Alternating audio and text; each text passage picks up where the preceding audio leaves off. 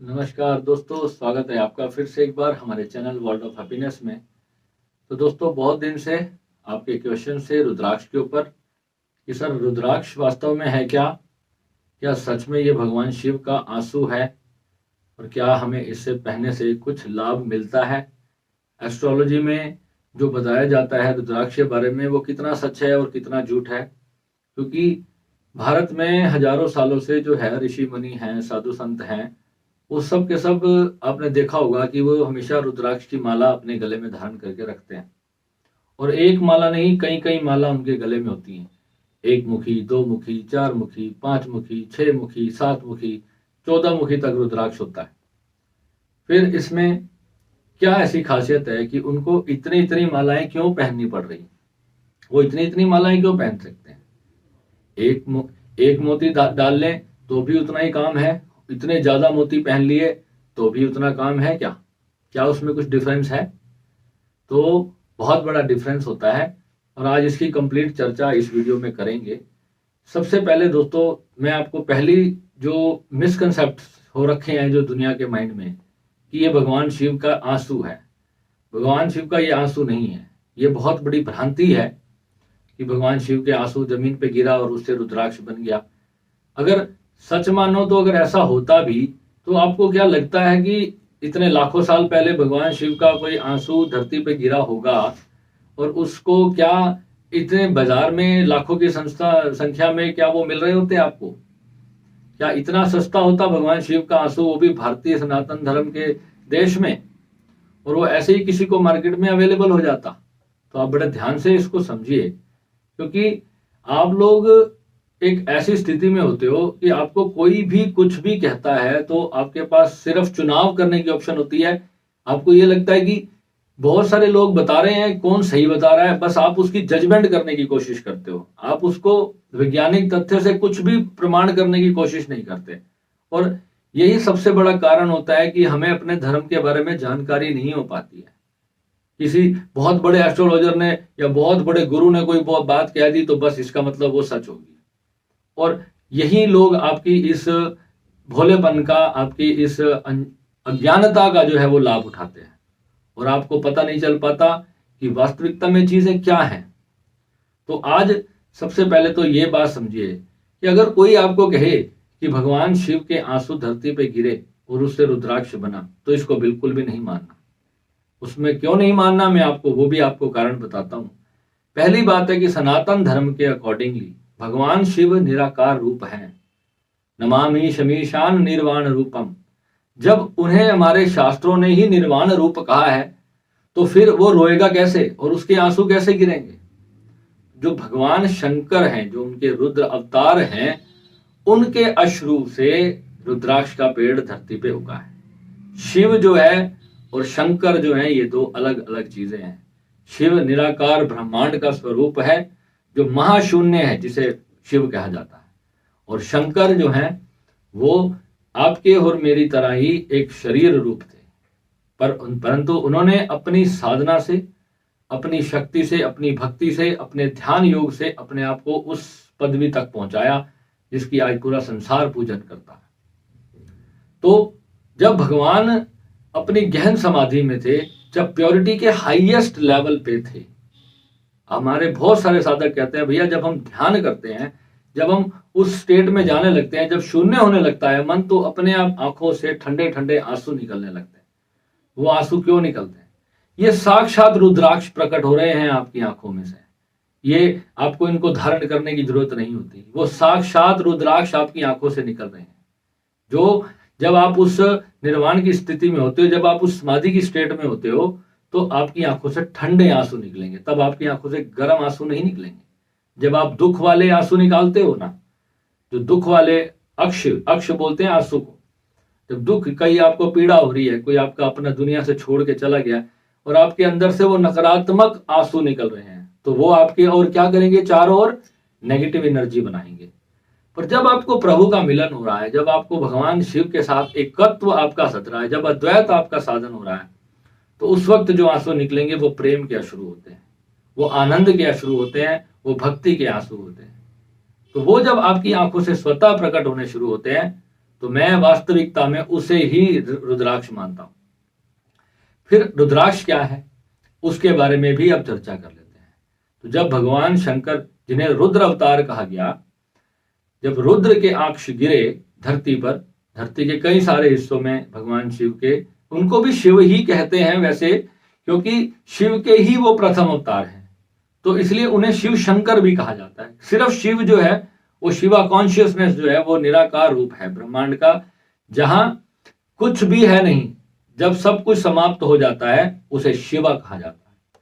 तो सनातन में सबसे बड़ी यही भ्रांति लोगों में पहुंच गई है। अभी भी अगर आप किसी बहुत बड़े सनातनी किसी गुरु महात्मा के पास जाएंगे तो वो आपको शिव के बारे में जो बताएंगे वो यही बताएंगे, चिदाकाश महाकाश वासम भजे, वो चित्त के भीतर जो आकाश है वो भगवान शिव का असली स्वरूप है, और वहां शिव और शक्ति का मिलन हो जाता है।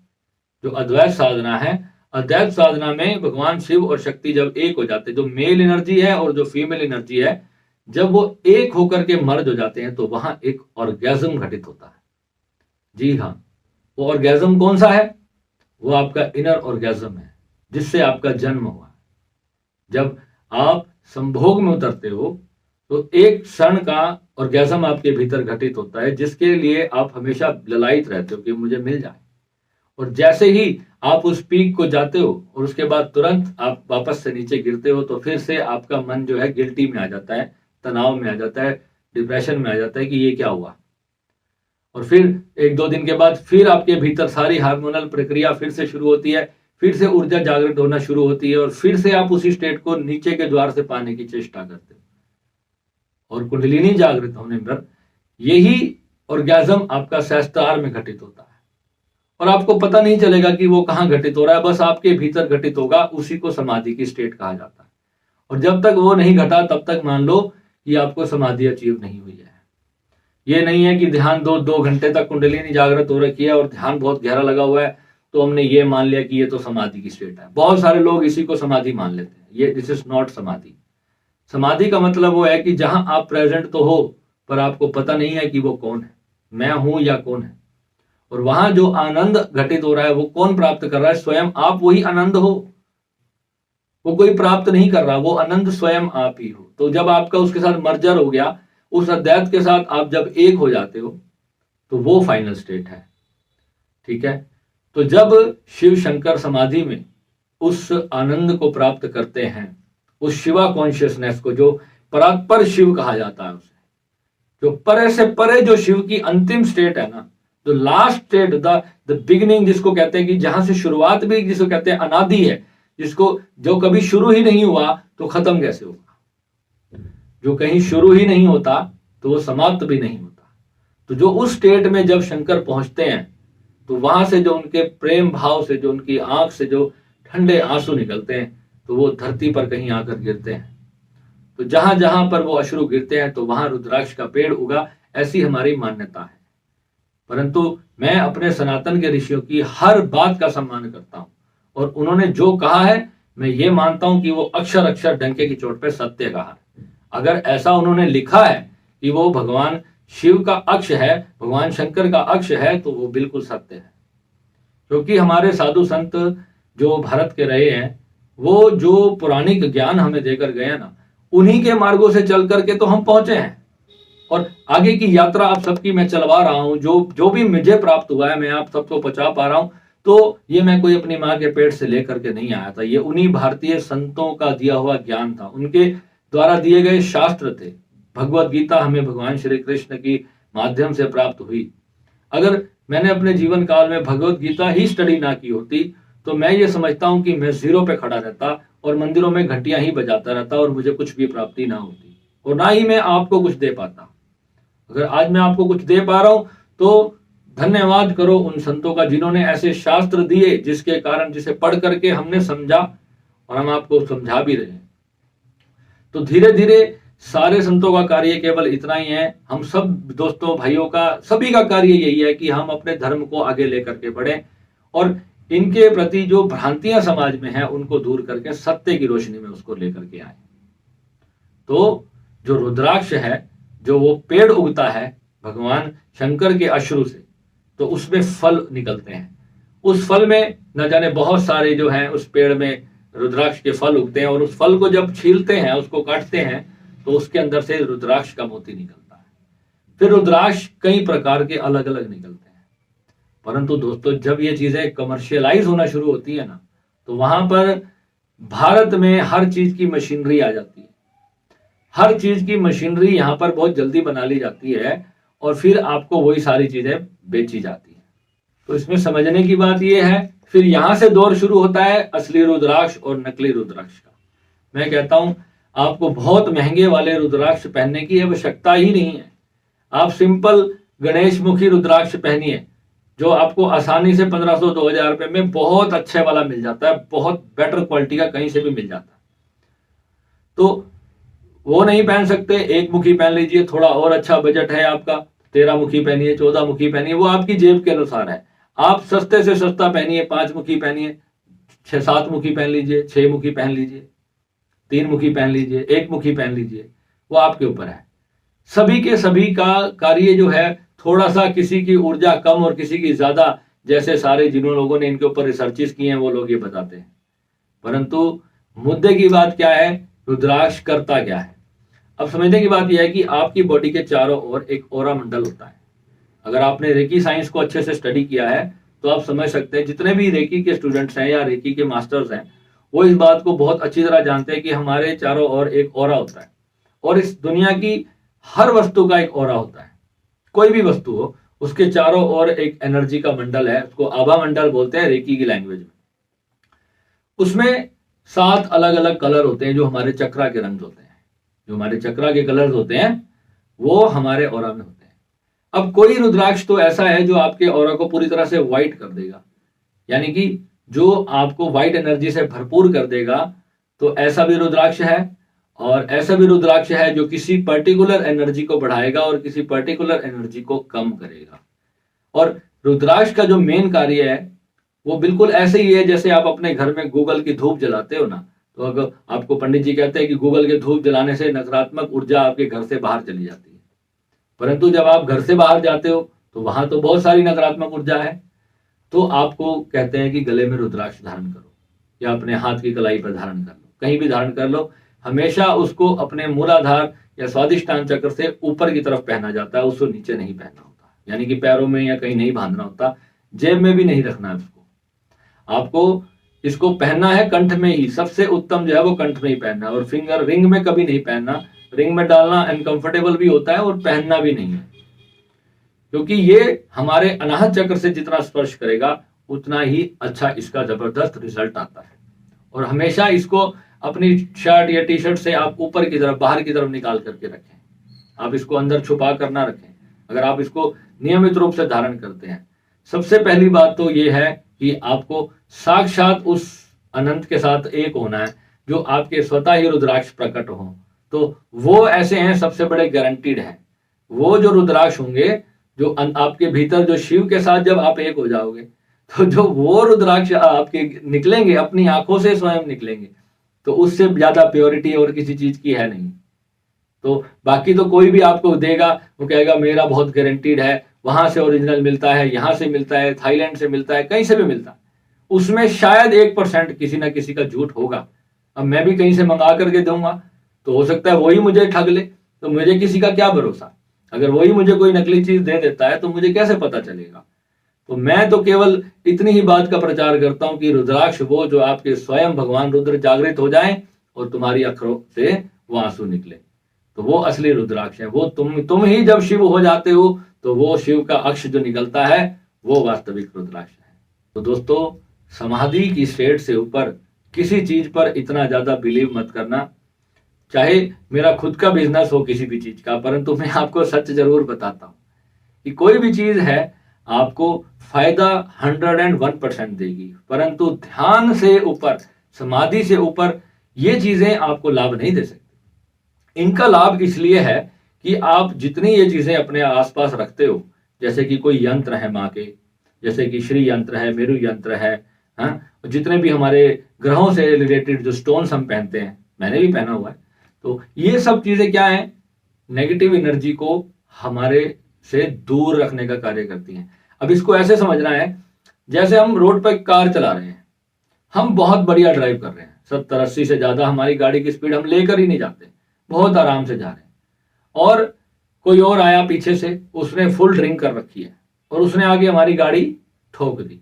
तो ये उन चीजों से रक्षा करती है, जो नकारात्मक चीजें जो हैं आपके चारों ओर, जो एनर्जी है।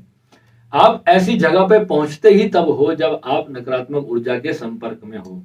अगर आप भगवान की ऊर्जा के संपर्क में हो तो इस वक्त आप यूक्रेन में नहीं हो जहां पे बॉम्ब ब्लास्ट हो रहे हैं, आप अपने घर बैठे हो आराम से। परंतु आप कहीं ना कहीं नकारात्मक ऊर्जाओं के संपर्क में हो, तो हो सकता है आप यूक्रेन में होते और आपके ऊपर आगे बम गिरता। तो दुख, कष्ट, तकलीफें, दरिद्रता, एंजाइटी, डिप्रेशन, रोग, बीमारियां, ये जो कुछ भी देन है वो किसकी देन है? नकारात्मक एनर्जी की। There are only two energies in the world. एक पॉजिटिव है जो भगवान शिव की शक्ति है, और एक नेगेटिव है जिसे हम काल कहते हैं, जिसे हम सर्वनाश की शक्ति कहते हैं। जो दो ही ऊर्जाएं हैं इस ब्रह्मांड के भीतर। और जब नकारात्मक होगा, जब सिक्के का दूसरा पहलू ही है, वो कोई सिक्के से अलग नहीं है वो एक ही, परंतु उसके दो पहलू हैं। जब आप कोई अच्छी चीज अपने गले में धारण करोगे तो आपके कौन से विचार निकलेंगे? अच्छे विचार निकलेंगे।